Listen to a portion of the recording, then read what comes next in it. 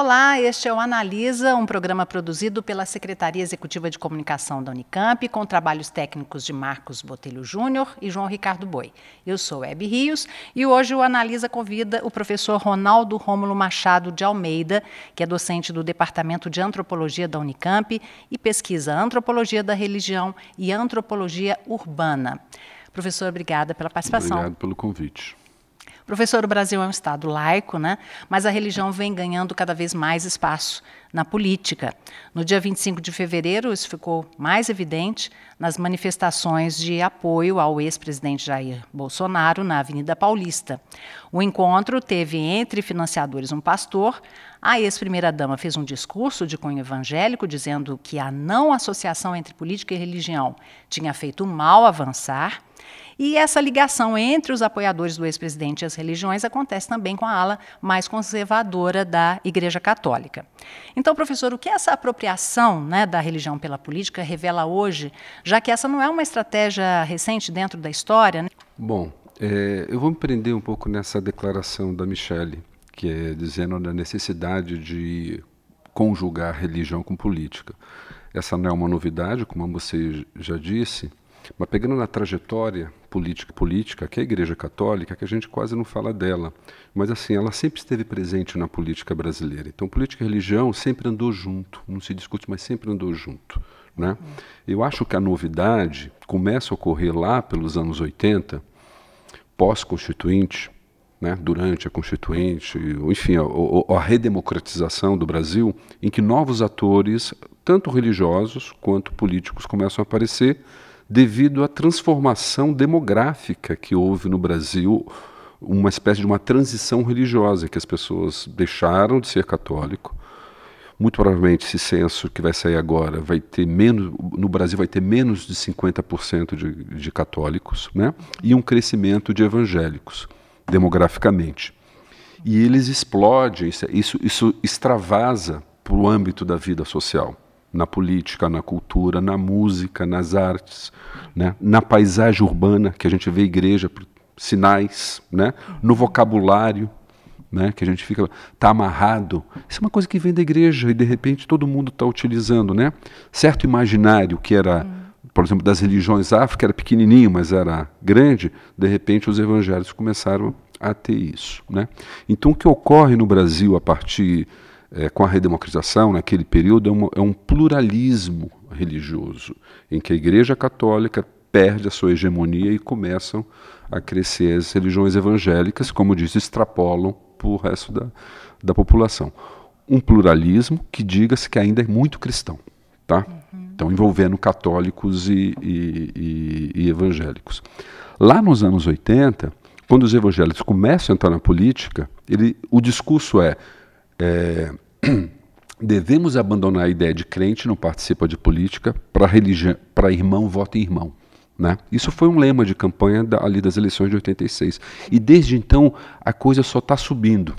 Então o que a Michele fala, precisamos unir, não, isso já está unido há muito tempo, na história do país, mas entre os evangélicos isso já vem crescendo desde os anos 80, né?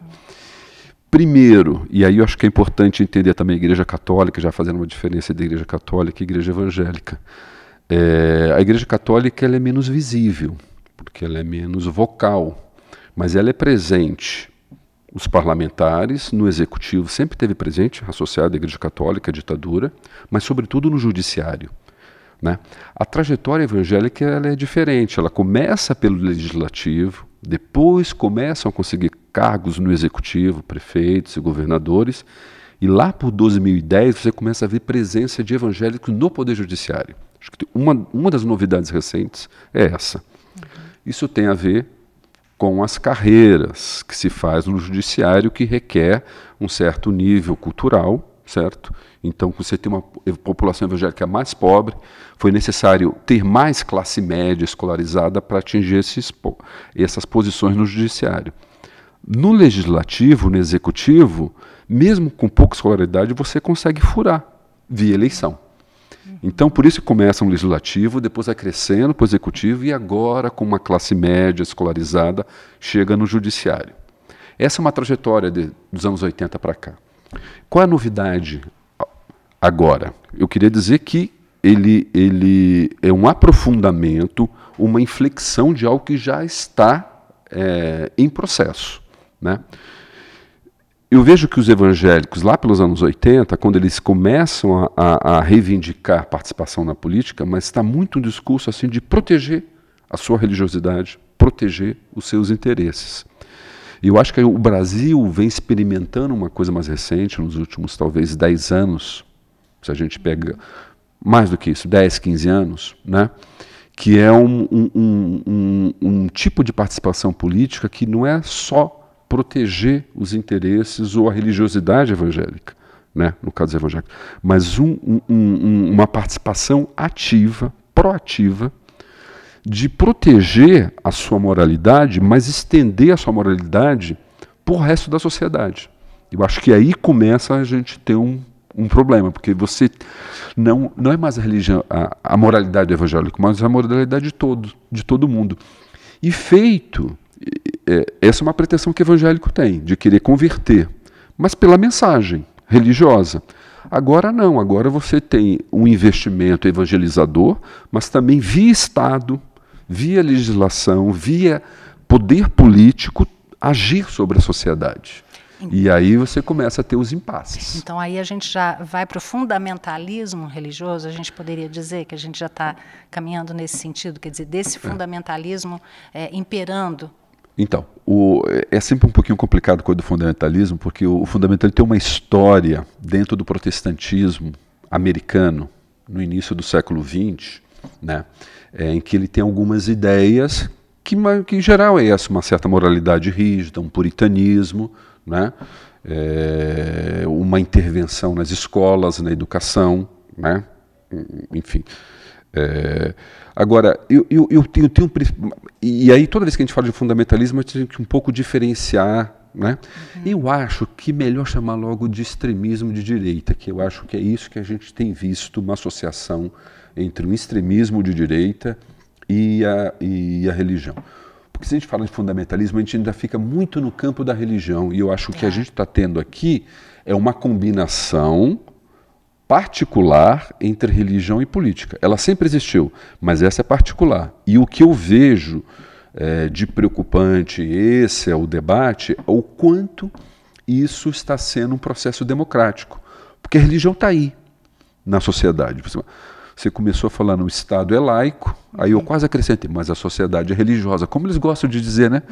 Então como é que a gente lida com isso? Então, a ideia de uma laicidade que se purifica da intervenção da religião, eu acho que ninguém mais defende isso, né? Mesmo países como França, Alemanha, países europeus, digamos, mais secularizados, já está no debate público, as religiões estão aí. Como é que a gente lida com isso? Porque as pessoas podem ter motivações religiosas para ações políticas. Isso é legítimo. Alguns de esquerda têm o marxismo, outros têm os valores cristãos, né? Agora, como é que a gente faz uma democracia onde isso... você respeita a diferença, você não impõe a religiosidade via Estado, né? Então acho que aí que por isso que aí eu acho que a ideia de um extremismo de direita enquadra bem. O discurso da Michelle é um discurso pavoroso nesse sentido, porque ele associa ser cristão, ser brasileiro e ser correto.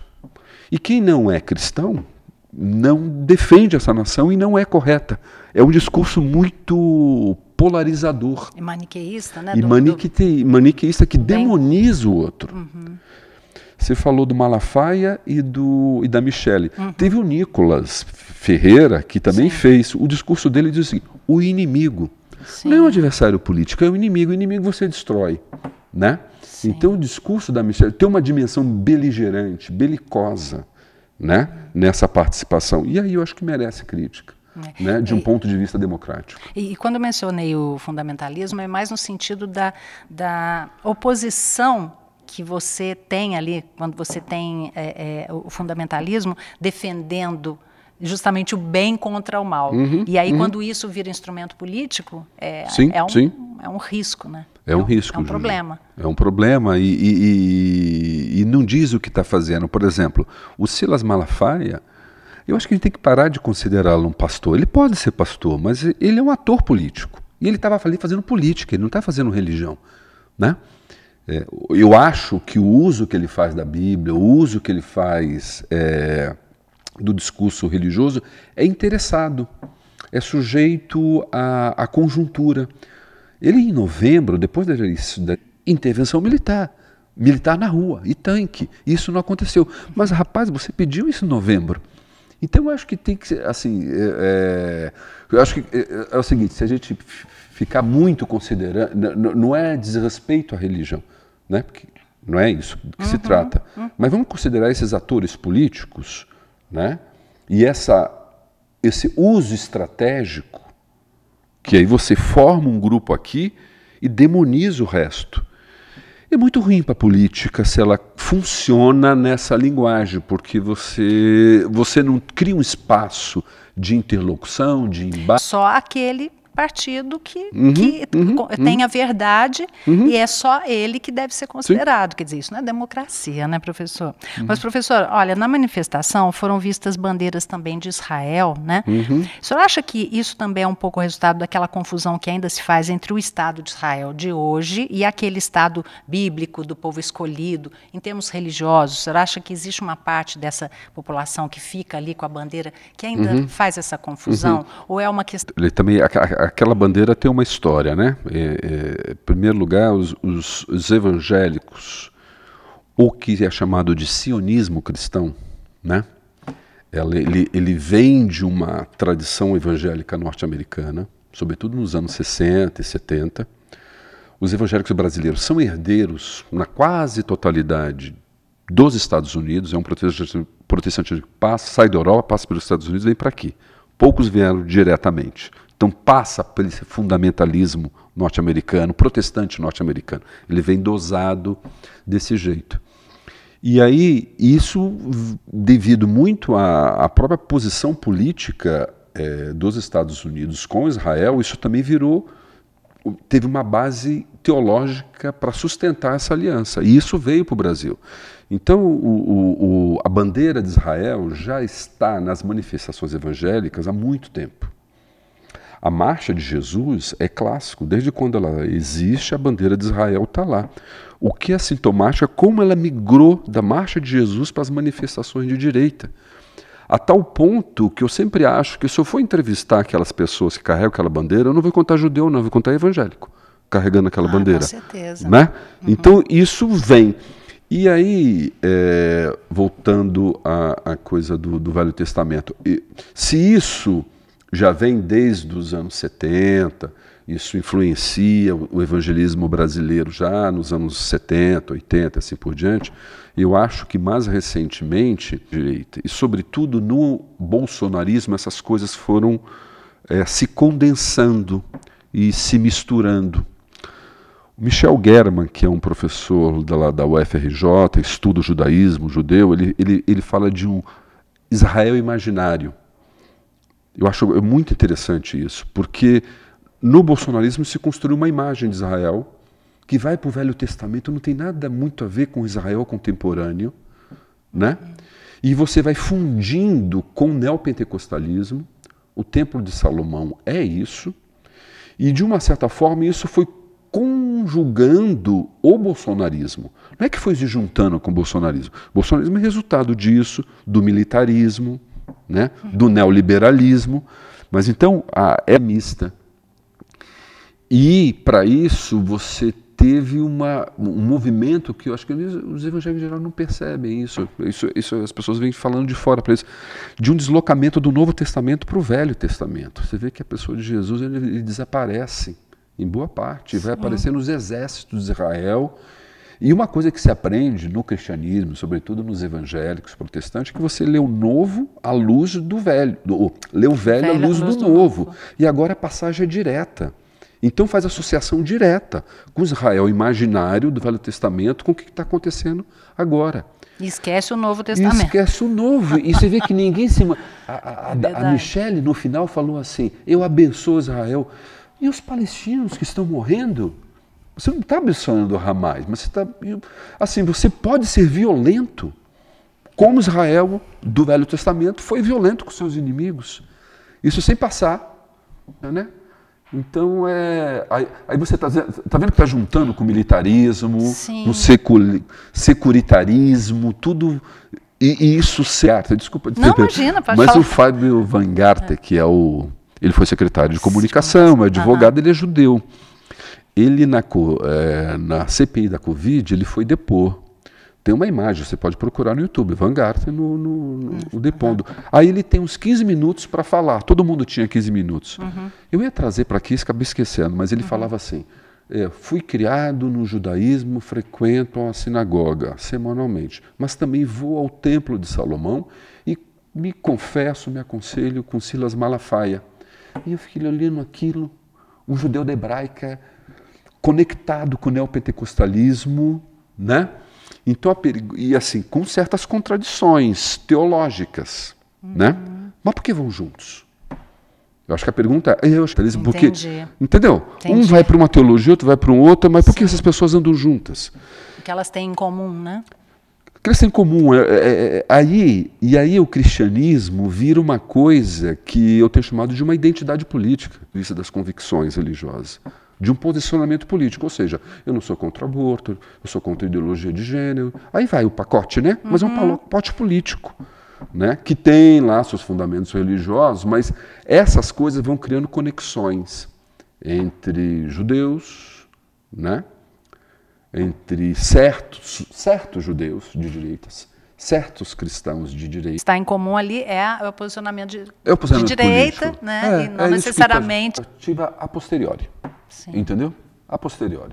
Eu vou te dar um exemplo disso, que dos evangélicos protestantes americanos. Nos Estados Unidos, que não tem nenhum país onde faz uma associação como essa.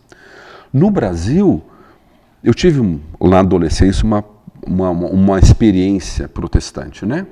Eu lembro que a gente discutia o seguinte, é correto um evangélico ser policial, que de repente pode matar alguém? Isso era um drama teológico, né? E de repente agora eu vejo que a coisa das armas penetrou de maneira. Eu já ouvi isso. Sabe o chicote usado por Jesus para expulsar os vendilhões do templo? Bom, aquilo é equivalente a uma arma. E aí lá no final ele falou, juntos os apóstolos, cada um pega suas capas e espadas. Olha, Jesus falando de espada. Aí na sequência do texto, os romanos vão prender Jesus, Pedro vai lá e corta a orelha. Né? Aí Jesus vai lá e devolve de baixa arma. Essa parte é esquecida. Sim. Então, por isso que eu estou dizendo que assim, o texto bíblico tem sido surrado. Né? Eu não estou falando o que eu acho da Bíblia, estou falando que a tradição... Eu vou dizer o seguinte, ela é de 2017, 2018 nas igrejas evangélicas. Aí você entra, não na totalidade, nessas, né? Pastor fazendo arminha, esse tipo de coisa. E havia um constrangimento em relação a esse tema. Né? Então, eu acho que a coisa das armas, para mim, é o melhor exemplo. Né? É emblemático do armamentismo sobre a igreja brasileira, tanto evangélica quanto católica. Entrando como pano de fundo, acaba gerando novos olhares mais enviesados, né, sobre essa crítica. Como é que o senhor avalia? Então, eu acho que a fala do Lula tinha dois momentos. Uma primeira em que ele relaciona, nem fala de Holocausto, ele fala de Hitler, né? A qual foi muito criticada pela desproporcionalidade. Mas eu acho, antes de mais nada, que é importante dizer que não foi uma atitude antissemita, eu acho que isso é um exagero, oportunismo político dizer isso, né? E a outra coisa, eu acho que essa ideia de que a experiência do Holocausto foi única, singular no mundo, né? Eu acho que a história mostra que outras situações de genocídio, como por exemplo no Brasil, genocídio indígena, foi muito maior do que esse do genocídio dos judeus, ou a escravidão. Então, em termos de horror, né, eu acho que a novidade é que no Holocausto houve julgamento, então houve condenação. Né? O genocídio indígena, isso consagra como um caso exemplar, mas depois isso parece que virou, sobretudo da extrema-direita israelense, justificativo para qualquer violência. E aí tem a segunda parte do argumento do Lula, que, olha, vocês estão cometendo um genocídio em nome, né, de serem vítimas do mundo. Então essa correlação não é uma reação oportunista, porque fica preso a primeira parte da frase do Galo, de um jornalismo que o criticou, e aí um oportunismo evangélico também, né? Assim, eu acho que o Bolsonaro, nesse sentido, sempre teve bandeira de Israel nas suas manifestações, mas ele aproveitou o leque para bater no Lula. Então tem muita espuma nessa conversa toda. É muito bastante irritante, e ninguém muito está preocupado com essa segunda parte da fala do Lula, que é o genocídio dos palestinos, né? E de fazer a associação... Por isso que eu digo que esses caras estão fazendo política, não estão fazendo religião, sim, entendeu? Porque sim. tem um discurso de que Sim. Israel abençoada, né? Você acredita nisso, mas em nome disso ela pode cometer qualquer atrocidade. Não, né? Essa fala no seguinte sentido, o que chama atenção é um povo que viveu o genocídio, conviver com um novo, que consegue, bom, enfim. Bom, professor, como que o senhor vê a participação da ala mais conservadora da Igreja Católica, né, em relação aos evangélicos, até quando a gente fala das questões social identificada mais com a classe média alta, nas manifestações bolsonaristas, né, e a presença desse grupo socioeconômico na ala mais conservadora da Igreja Católica?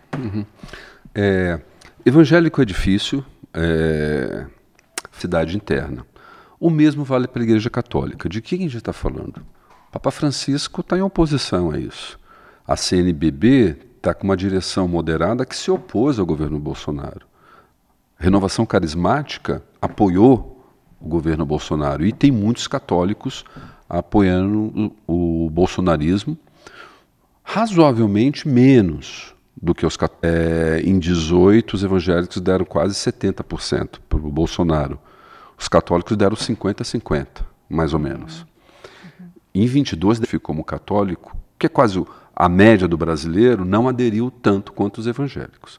Mas você tem alguns atores, como a gente falou há pouco, de certo? Esqueci, eu acho que é Padre Ricardo, esqueci o nome dele. Ricardo. Paulo Ricardo, né? Que aí usa arma, renovação carismática, né? Então estava presente barulhenta. Né? Digamos, os católicos são menos histriônicos, mas os interesses... Identificado com a extrema-direita, pelo mesmo motivo. Ou a direita ou a extrema-direita. Esse campo, extrema-direita. Então, são católicos, mas mulheres, para saber que grupos religiosos. Então, evangélicos, mas quais evangélicos? Onde estão? No Ministério dos Direitos Humanos. Mas tem toda uma ali no Ministério dos Meios de Comunicação que estão os neopentecostais. Mas se você for lá para a justiça, você tem um protestantismo histórico ali, presbiteriano, uma rede que envolve a Universidade de Mackenzie, né, que é presbiteriana, fizeram parte do governo Bolsonaro. Então a gente fica muito de olho nos neopentecostais, mas tem uns protestantes históricos católicos, como por exemplo Opus Dei. Né? Angela Gander, que foi a secretária da família, uma pessoa super importante para fazer o governo andando menos na mídia, por exemplo, disputando esses espaços, mas disputando, por exemplo, a produção de leis. Então, e eu acho que isso é muito interessante, porque assim, eu não estou disputando só o espaço público, mas eu estou disputando as regras de estruturação desse espaço público. Né? A produção de leis. E eu acho que a Igreja Católica, aí volta aquela coisa que eu falei da presença dela no judiciário, né? Nesse campo jurídico. Então ela teve uma presença muito forte, legitimando esse governo. É mais difícil desenhar a presença católica, mas ela estava. E eu queria dizer o seguinte, que o governo Bolsonaro, do ponto de vista religioso, ele é uma extensão que vai de neopentecostais, protestantes, passando, assim, ver toda essa coisa da religião, mas não dissociá-la de política. Não pensar em termos de religião e política, mas religião como política. Eu estou fazendo política. Então. E nessa linha, eu queria que o senhor estabelecesse uma diferença, né, desse processo com o engajamento político de esquerda ligado tradicionalmente às antigas SEBs, no caso do catolicismo, né, as comunidades eclesiais de base, quer dizer, é uma coisa que já vem há mais tempo, mas que é de um outro espectro político, né? E que está presente. Né, a teologia da libertação teve um decréscimo com a queda do Muro de Berlim, então o discurso marxista foi perdendo o seu impacto, o neopentecostalismo cresceu, mas eu vejo que, muito em função desse crescimento da extrema-direita, essa esquerda cristã, ela começou a reaparecer, né? No campo católico, a gente sempre fala de Boff e Frei Beto, mas outros atores surgiram, outros movimentos, as questões identitárias, e, muito interessante, um crescimento de evangélicos de esquerda, né, que foram despontando nesse período. Eu diria que quem cresceu mais, que eu acho que é mais impressionante, uma produção de uma teologia, produção de atores políticos, uma teologia negra que aparece desse campo protestante de esquerda, muito inspirado em Martin Luther King, né? Figuras como pastor Henrique Vieira. Então, com um discurso pró-gênero, pró-diversidade de gênero. Então está acontecendo uma coisa muito interessante, né, no campo religioso, campo cristão de esquerda, né? Muito, claro, em reação a isso, né? Em reação a essa direita. Mas ele me parece que houve uma reagregação, né? Não sei o quanto está conseguindo fazer frente à direita, porque ela é muito maior e hegemônica. Mas eu diria que está... acho que eu sinto ela reaparecer com força. E ainda no campo da religião, só que nas religiões de matriz africana, né, o próprio racismo religioso, né, que a gente vê crescendo e que, por exemplo, no Brasil colonial, a gente tem ali o nascimento, né, dessa estrutura racista, né, com relação às religiões de matriz africana. Como é que o senhor vê hoje, né, essas religiões, esse preconceito aumentando e essa até violência realmente aumentando com essas religiões? O que eu acho mais interessante do campo afro, nesse momento, é um deslocamento do termo intolerância religiosa para o termo racismo religioso. Né? Acho que 10 anos atrás a gente falava intolerância. Intolerância, né? E agora ficou... Mas não é inocente isso, porque você conecta, né, dois problemas, né? Assim, isso aqui não é só uma questão que a minha religião, digamos, de um ponto de vista evangélico, parece uma bruxaria, mas ela também é coisa de preto. Precisamos explicitar isso, né? Então acho que está bem interessante também um posicionamento das religiões afro, de um ponto de vista político, de participação na esfera pública, que eu acho que era menor anos atrás, mais tímidas, de atores maiores, né? E um discurso muito bom, enquadrando na chave do racismo, né? Que eu acho que é a maneira de ler. Então, me parece que é algo também que, junto com... É de um governo imbricado com a religião. Um governo... ou um Estado. Então, olha, o Brasil está precisando de uma boa discussão sobre Estado laico. Isso é falado, tá? Mas eu acho que ele é mal entendido e mal equacionado. Em primeiro lugar, no começo da sua apresentação, você falou teocracia e tal. Quer uma teocracia? Eu falei, não, todo mundo tem um discurso que é a favor dele como Estado laico. Estado laico é a possibilidade de eu exercer a minha religião. Eu tenho que ter essa proteção. Porque a laicidade brasileira, o Estado não pode impor uma religiosidade. Então, basicamente, em torno dessas regras, né? E aí, no entendimento de um extremista religioso de direito, como ela faz, é o seguinte: eu quero ter liberdade para poder dizer certas coisas. Parte da lógica interna da sua religião não faz parte da lógica interna de uma sociedade democrática. Vive com as religiões, mas elas têm que submeter a umas certas regras que ele não tem receita. Isso é uma construção histórica de cada país. Então, cada país, de uma certa forma, construiu de um jeito a sua laicidade. E cada momento histórico também. E cada momento histórico. Então, essa ideia... por isso que eu digo que ninguém entende assim, o discurso é ruim, porque fala assim, laicidade não tem que ter religião. Não, calma, não é assim. Ela sempre esteve. A questão é como é que a gente equaciona a regula de um ponto de vista, mas de um ponto de vista da democracia, né? Que a gente conviva aí, tem destruir o seu... Isso faz parte também, mas quando ela ultrapassa certos limites, eu acho que aí a gente precisa, enfim, uma regulação em relação a isso. Acende o sinal amarelo, né, professor? Posso só completar uma coisa claro, sobre a intolerância? Fica à vontade, a coisa desse último final foi o governo Bolsonaro,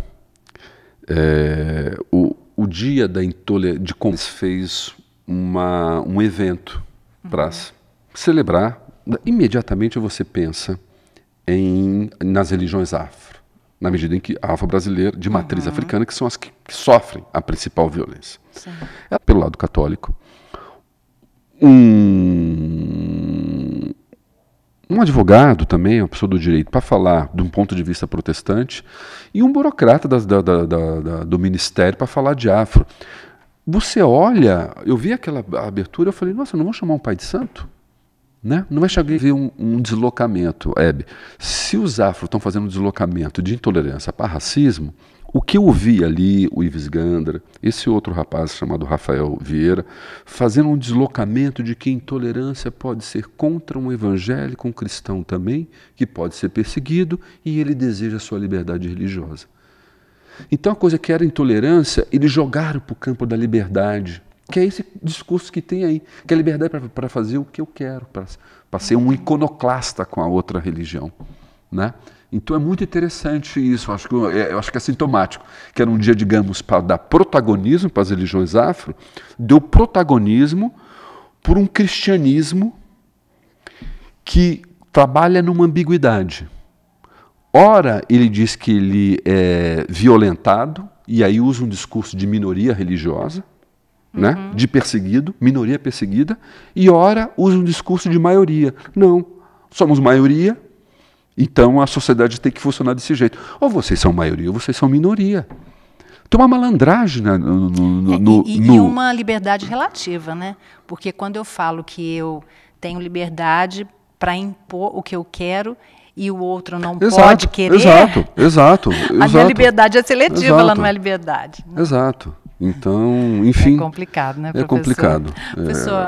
É complicado não, é uma infelicidade. Eu acho que a gente chegou no dentro, recuar. Agradeço muito sua participação aqui. O professor, hoje que participou do Analisa, professor que pesquisa a antropologia da religião e a antropologia urbana. Até o próximo programa. Tchau, tchau.